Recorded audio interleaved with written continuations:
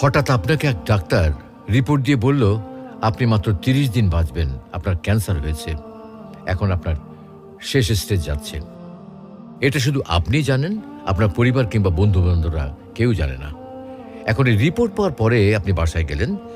প্রতিদিনের মতো আজকেও আপনার বাবা আপনাকে বকাঝকা শুরু করলো, তোকে দিয়ে কিচ্ছু হবে না, সারাদিন কোথায় থাকিস তুই, অকাজের ছেলে, ইত্যাদি ইত্যাদি। এই মধ্যবিত্তের বাবার যেমন হয় আর কি। তখন কি প্রতিদিনের মতো আজও আপনি তর্ক করা শুরু করবেন, নাকি প্রাণ ভরে বাবার বকাগুলো শেষবারের মতো আরেকবার শুনে নেবেন? হঠাৎ আপনার মা এসে আপনাকে বলল, নে বাবা ভাতটা খেয়ে নে।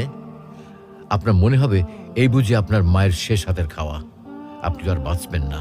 আপনি পরম তৃপ্তি নিয়ে খাবেন এবং আপনার কাছে মনে হবে এটা আপনার শ্রেষ্ঠ খাবার, যদিও ডাল ভাত হোক না কেন।